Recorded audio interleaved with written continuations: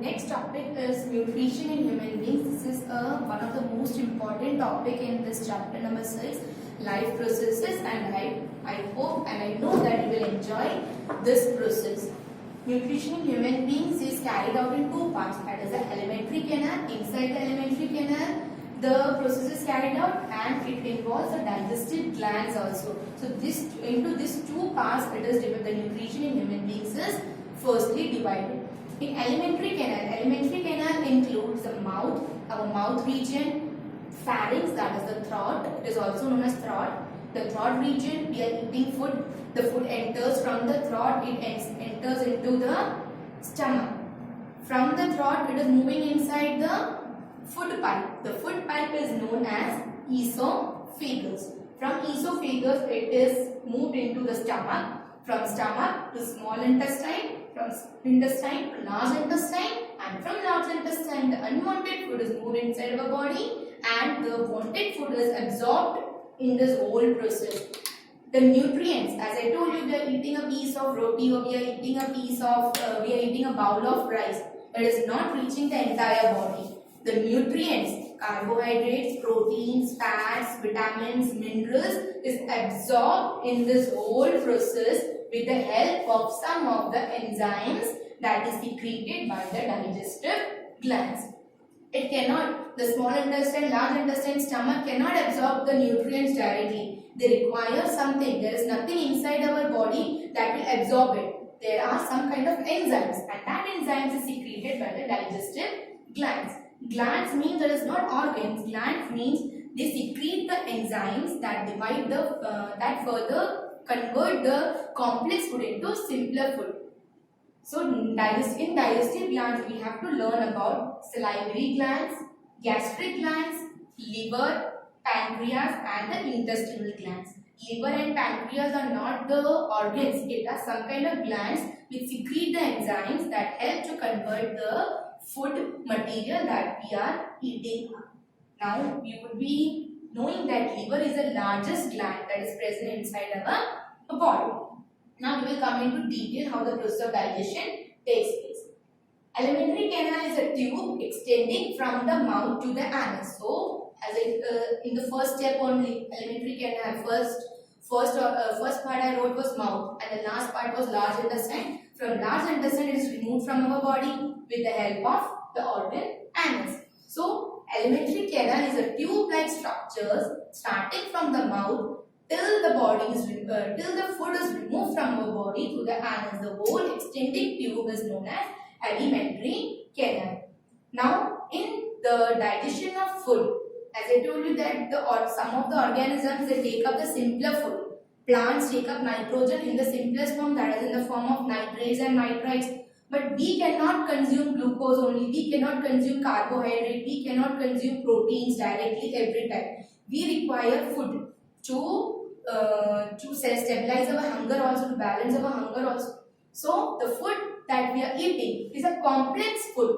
Complex substances means the food material that we are eating. In the process of digestion, it is converted into simpler molecules. The simpler molecules are carbohydrates, proteins, and fat. These are the simpler main important components that we require from the food that we are eating. Now all this process is carried out by the digestive system. Now the carbohydrate as I told you, it includes glucose, carbon, hydrogen, oxygen bonds. The carbohydrate is converted into a simpler molecule, that is glucose. Protein is converted into amino acids. As I have every time told you that what is protein made up of? Protein is made up of long chain of amino acids. So the proteins need to be converted into amino acids. The fats need to be converted into fatty acids and glycerol. So now next we will see who all are involved in the conversion of this complex substances into simpler substances. Now basically this is just a structure of human digestive system. So the first here includes this region is the buccal cavity. Buccal cavity means our whole this region which includes the teeth. Okay, teeth, mouth, tongue, everything is included in the buccal cavity. Esophagus, from here, from the throat the food is entered through the esophagus. Esophagus, as I told you, there is a link between, there is a flapping like substance between a food pipe and a windpipe. When we are eating food, we cannot inhale air. दोनों हम साथ में नहीं कर सकते. खाना खाते हैं तो साथ में हम एयर भी इनहेल नहीं कर सकते. हम एक टाइम पे एक ही काम कर सकते हैं. Now what happens? Now sometimes you would have seen that when you're eating food, you would the food gets stuck in your throat. Why it happens? Because the food is getting stuck inside the food windpipe. Windpipe में गलती से चला जाता है तो you will be feeling some kind of suffocation. So the food enters into the esophagus. From esophagus it enters into the stomach.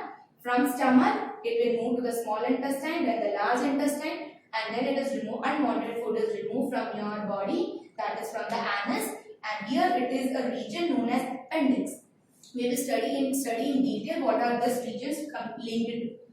Now this buccal cavity, as I told you, includes teeth. Okay. Now when you are eating the food, when we eat up the food, we are eating it in pieces. We cut a piece of food, and when we are eating it, as soon as the food enters our mouth, the tongue region secretes a water substance. The water substance is known as saliva. Saliva मतलब थूक.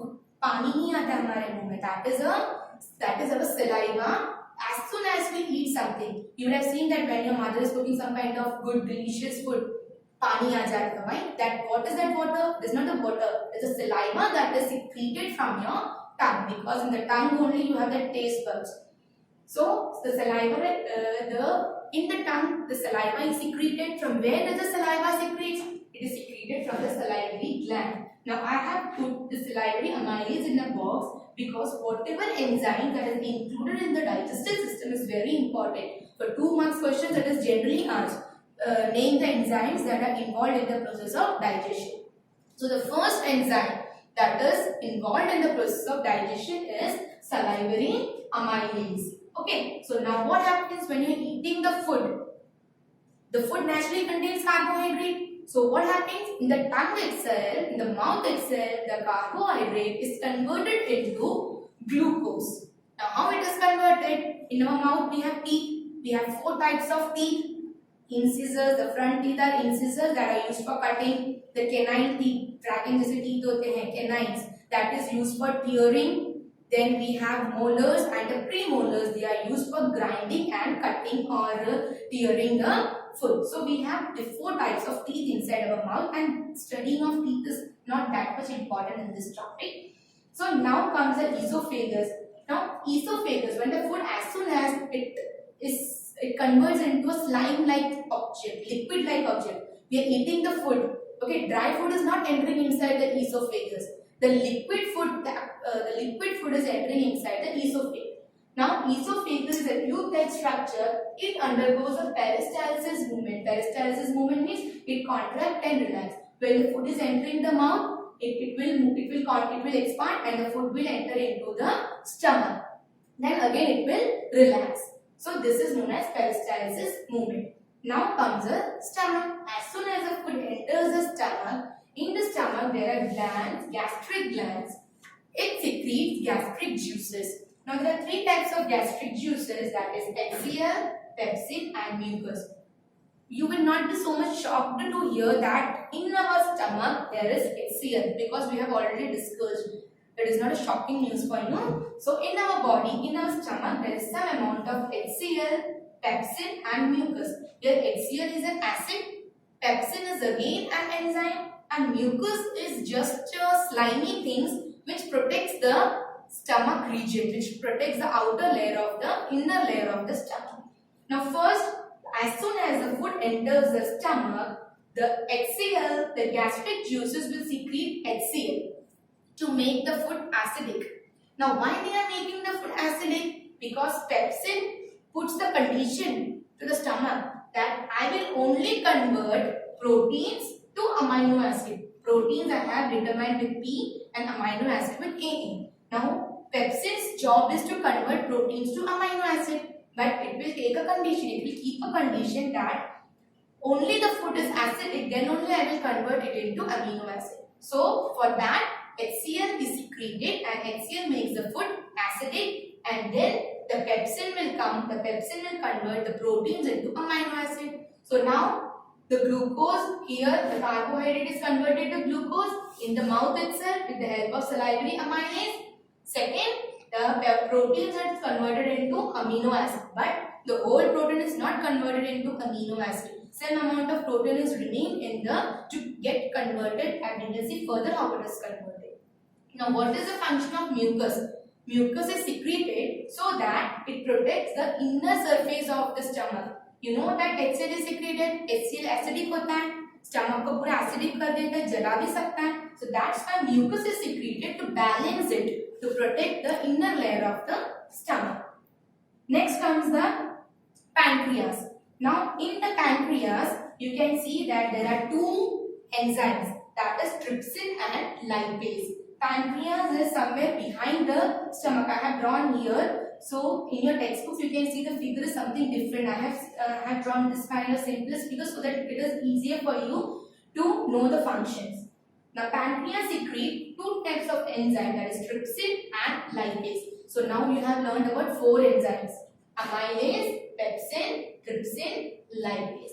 Now what does the trypsin enzyme do? It converts again the proteins, the remaining proteins into amino acids. Then it will convert, the lipase will convert the fat into fatty acids and glycerols. Fatty acid and glycerol is the simplest form of fat.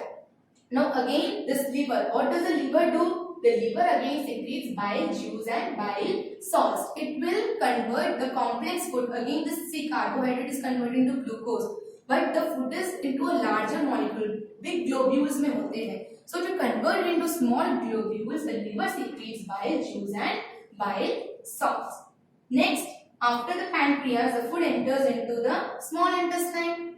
Small intestine is a site of complete digestion. So now we have converted generally all the complex substances. Carbohydrate is converted to glucose, proteins is converted to amino acids, fat is converted to fatty acids and glycerol with the help of many of the enzymes. Now what happens? Now the main function comes of small intestine. Now small intestine, what does the small intestine do? It is a site of complete digestion. Small intestine have some kind of hair-like structures inside it. The hair-like structures inside the small intestine are known as the villi. Villi absorbs the nutrients. Already the food that enters into the small intestine has carbohydrates, glucose, amino acids, fat and fatty acids and glycerol. So all the simpler components are absorbed by the villi and it takes it to different regions. Next comes the large intestine. After the small intestine, the complete digestion takes place in the small intestine. It absorbs some of the nutrients and then it sends it to the large intestine. In the large intestine, it absorbs the water content. The water is also present. When we are eating food, the food is converted into liquid-like substance. No? So again, it will contain some amount of water.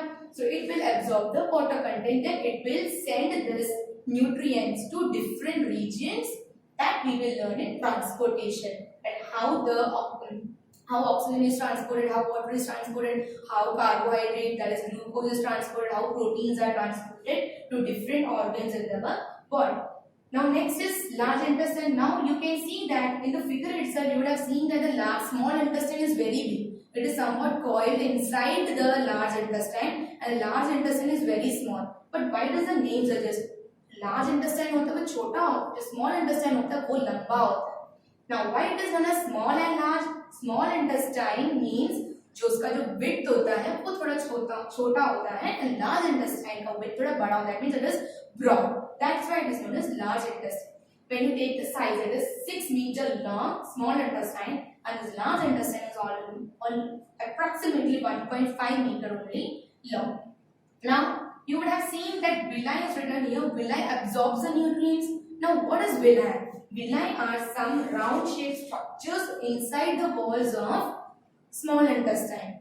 Now you would have seen that when I am bending it, this is a scale. When I have bended here, I have some kind of coils over here. The surface area will be increased. So this villi only gives the surface area, more surface area to absorb the water, absorb the nutrients. Next is appendix. Appendix generally it is not visible. Appendix is a vestigial organ. What it was present in the primitive man. So what happens when sometimes we eat uncooked food? ठीक है, कच्चा खाना या कच्चा रोटी कुछ खा लेते हैं. So what happens is undigested food or the uncooked food gathers into the appendix, and the appendix will swell. It will be swollen. So now when the appendix is swollen, it will have some kind of infection inside it, and when some kind of infection is created in the appendix, we have pain in our appendix below the abdomen, and that appendix need to be cut out with the help of a surgeon. Next, the undigested food from the large intestine, it is moved towards the anus, and the anus removes it with the help of digestion. Now this is the whole process with the help of which the digestive system digestion process carried out. Only here the food is being digested. Food में ऐसे जो complex food that it is converted into simpler substances, but we are not clear here that what happens to it. We are eating the food, it is converted into different simpler substances. Now we will study in detail that how the simpler substances are helpful in our body to give us energy. Okay. Now next one more topic is here, that dental carriers. As I told you that when our stomach is acidic, some kind of acidic acid also comes inside our mouth. Now when we do not brush our teeth, you would have seen that some people will be having yellowish teeth or the plaque, the green colored deposition on the teeth. The green colored deposition on the teeth is known as plaque. Plaque. This is plaque. How do the plaque is generated? When the bacterial cells, there are some kind of bacteria inside our mouth. Now when the bacteria combines with the food and they remain on the teeth, or they decompose on the, they get stick towards the teeth and they form the plaque. Now what does dental carriers? Dental carriers means जब दांत खराब हो जाते हैं वो कैसे होते हैं?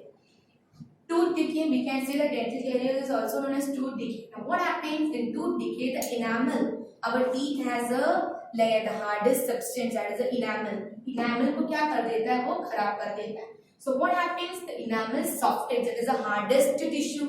Okay, so it softens because of this microorganisms that is present inside our teeth. And how do this bacteria or the organisms damage the enamel? The bacteria eating organisms. Now what happens when we are eating the food? Some amount of food will be deposited inside our teeth, some inside the cavities or anything. What happens when the bacteria, in the presence of acid, they release some kind of acid in the mouth? So when they are releasing some kind of acid, this softens the enamel. The enamel in the teeth gets softened, and then it will be easier for the plaque to be generated. So the saliva neutralizes the acid, but it cannot invade into plaque.